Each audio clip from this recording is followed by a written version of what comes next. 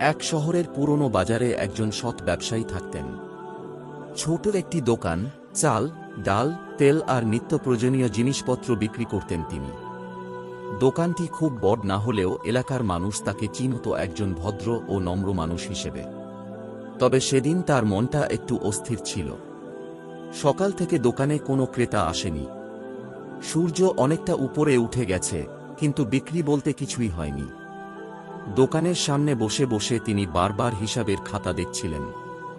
মনে মনে ভাবছিলেন, আজ যদি এভাবেই চলে তাহলে সংসারের খরচ উঠবে কিভাবে।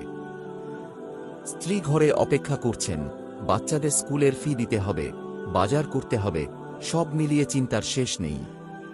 ঠিক তখনই একজন ক্রেতা দোকানে ঢুকল। ক্রেতা বলল, ভাই 1 কেজি চাল দেন। ব্যবসায়ী চাল মাপার বাটখারার দিকে তাকালেন। দোকানে তখন আর কেউ নেই, আশপাশে কেউ দেখছেও না। হঠাৎ তার মনে একটা কুচিন্তা ঢুকে পড়ল, একটু কম দিলে কে আর বুঝবে, আজ এমনিতেই বিক্রি নেই। তার হাত একটু থমকে গেল। মনের ভেতর যুদ্ধ শুরু হল। একদিকে দুনিয়ার চিন্তা, আরেকদিকে ঈমানের ডাক।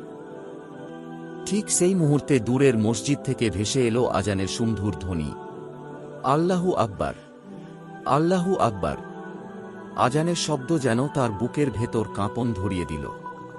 হঠাৎ তার বাবার কথা মনে পড়ল। ছোটবেলায় বাবা বলতেন, বাবা, মানুষ না দেখলেও আল্লাহ দেখেন। ওজনে কম দিলে শুধু মানুষকে নয়, নিজের ঈমানকেও ঠকাও। ব্যবসায়ীর চোখের সামনে ভেসে উঠল কিয়ামতের মাঠের দৃশ্য। আল্লাহর সামনে দাঁড়িয়ে হিসাব দেওয়ার মুহূর্ত। তিনি ভাবলেন, আমি যদি আজ এই 1 কেজিতে প্রতারণা করি তাহলে আল্লাহকে কি জবাব দেব।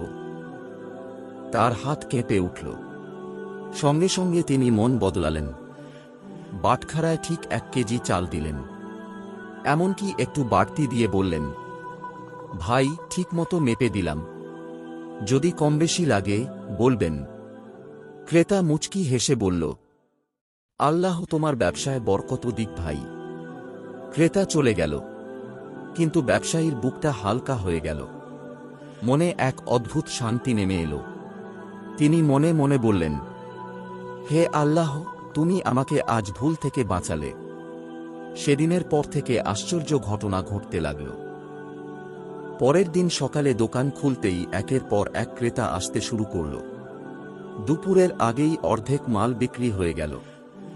মানুষ বলাবলি করতে লাগল, এই দোকানদারটা খুব সৎ, ওজনেও ঠিক দেয়, ব্যবহারও ভালো। কয়েক মাসের মধ্যেই তার ব্যবসা আগের চেয়ে দ্বিগুণ হয়ে গেল। নতুন মাল আনলেন, দোকান বড় করলেন, সংসারের অভাব দূর হয়ে গেল। কিন্তু সবচেয়ে বড় কথা, তার অন্তর শান্তিতে ভরে গেল। একদিন তার ছেলে জিজ্ঞেস করল, আব্বা, আমাদের দোকানটা এত ভালো চলে কেন? ব্যবসায়ী ছেলেকে বুকে টেনে নিয়ে বললেন, কারণ আমরা কাউকে ঠকাই না, আল্লাহকে ভয় করি। তিনি আরও বললেন, মনে রেখো বাবা, হারাম লাভ বেশি দিন টেকে না, কিন্তু হালাল অল্প হলেও তাতে আল্লাহর বরকত থাকে। গল্পের শিক্ষা। এই গল্প আমাদের শেখায়, মানুষ না দেখলেও আল্লাহ সব দেখেন। আল্লাহর ভয় থাকলে প্রতারণা হয় না। হালাল পথে চললে দুনিয়া ও আখিরাত দুইটাই সুন্দর হয়। ব্যবসায় সত্যবাদিতা থাকলে আল্লাহ নিজেই রিজিক বাড়িয়ে দেন।